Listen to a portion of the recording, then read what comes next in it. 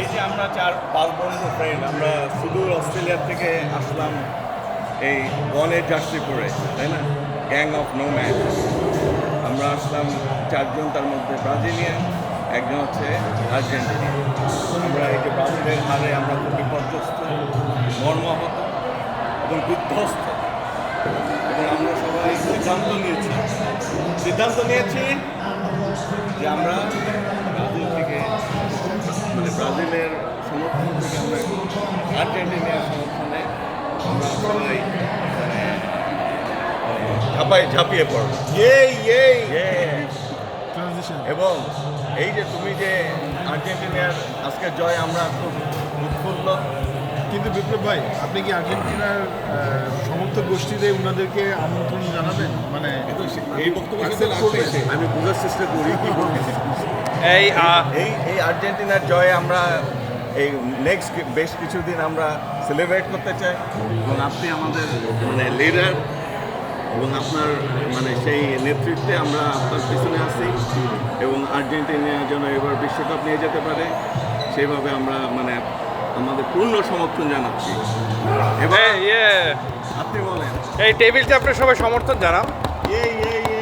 হ্যাঁ, এবার ভাই আপনি আপনার পিছনে আছে মানে কিন্তু পিছন থেকে বাঁশ দিয়ে দেবে। আচ্ছা, মানে আমরা এখানে আসলে অনেকেই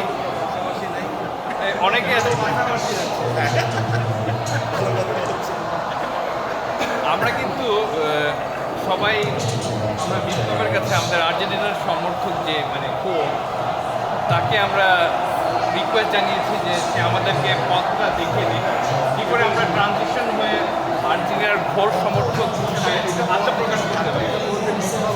আপনি তো সে এখন কাছে সানগ্লাস পরে আরেকজন ব্রাজিলিয়ান সমর্থক যে মানে পুরো রেডি হয়েছিল সেদিনকে ব্রাজিল জিতে গেলে কি করবে, বিপ্লব তার প্ল্যান করে অলরেডি তার প্ল্যান বেস্টে গেছে, কিন্তু সে নতুন প্ল্যান করছে। তার প্ল্যানের ব্যাপারে আমাদের ব্যাপক, এবং আরেকজনও রয়েছে, সেও মোটামুটি সুস্থ প্ল্যান। আচ্ছা, এই আমরা অনেক আবেদন মানে আরেকজন ব্রাজিলিয়ানের কথা আপনি তাকে একটু কিছু বলো। না, ব্রাজিল হেরে যাওয়ার জন্য যেটা হয়েছে যে আমরা ফান পার্টি করতে পারি নাই। আমরা আর্জেন্টিনা জিতে গেছে, জন্য আর্জেন্টিনার জার্সি পরে আমরা ফান পার্টি করবো, তাই না? এখন এইসব আবেদনপত্র এবং রিকোয়েস্টের মানে পরিপ্রেক্ষিতে আপনি কিছু বলুন।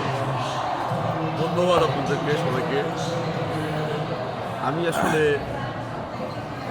আবেগিত, পুলকিত, চমকিত। কারণ চমকিত এই জন্যই যে আফটার 79 মিনিটস কীভাবে একটা দল, এটাই হচ্ছে আর্জেন্টিনার বৈশিষ্ট্য। এনিওয়ে, তো আমার এই যাত্রা শুরুর সময় আমি আপনাদের মনে আছে কিনা আমি বলেছিলাম যে আপনারা যতই লাফান, আপনারা সংখ্যাগরিষ্ঠ, আমি সংখ্যালঘু একটা মানুষ, আমার মনে অনেক দুঃখ। আমি বলেছিলাম যে আর্জেন্টিনা কিন্তু টুস করে চলে এসে কাজটা নিয়ে চলে আসবে। হ্যাঁ, সেটা আপনি আমাদের দ্বিতীয় ভিডিওতেই আপনারা শুনেছেন। তো আমি অনেক কষ্টে ছিলাম, আপনাদেরকে কাজের কমে আসে, তারপরে সাপোর্ট করেছিলাম আপনাদের হয়ে। আমি ব্রাজিলের ম্যাচে সাপোর্ট করেছি, কিন্তু আমি যেটা অবজার্ভ করেছি আপনারা সবাই গুপ্ত।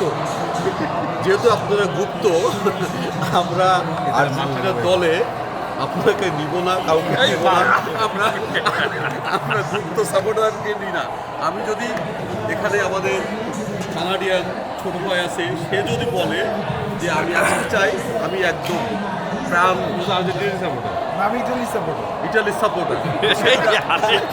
যে আগে থেকে ছিলই না সিনে। সে যদি আসতে চাই, আমি জানি সে গুপ্ত না আপনাদের মতো, আমি তাকে গ্রহণ করবো। এই আমরা কিন্তু গুপ্ত নই, আমরা ছিলাম সুপ্ত, ঠিক আছে? আমরা এখন জেগে উঠেছি। বিলুপ্ত হয়ে যাওয়ার আগে আমরা উন্মুক্ত হতে চাই। আপনারা কিছুদিন দেখান আপনাদের ভালোবাসা, আমরা কনসিডার করব। ঠিক আছে, এই সুযোগটা দেন রবিনকে, দেখেন কি করে। আমরা এই ভালোবাসা দেখানোর জন্য আমরা প্রতিদিন আমাদের সতীর্থ সাপোর্টারকে প্যাদাবো। প্রতিদিন সকালে উঠে একবার প্যাদাবো, দুপুরে একবার প্যাদাবো। এই প্যাদানি শুধু ভালোবাসার প্যাদানি। ঠিক আছে। এই প্যাদানি দিয়ে আমরা ভালোবাসা বাড়াবো, তারপর আমরা যুক্ত হব আর্জেন্টিনার সাথে। আচ্ছা, বিপ্লবের চেহারাটা কাছ থেকে দেখাই প্যাতানি খাওয়ার আগে এবং পরেরটা আমরা পরে দেখাবো। তা আপাতত এ পর্যন্তই। সবাই আমাদের পরবর্তীতে কি ঘটনা ঘটতে চলেছে এই জন্য অপেক্ষা থাকবে।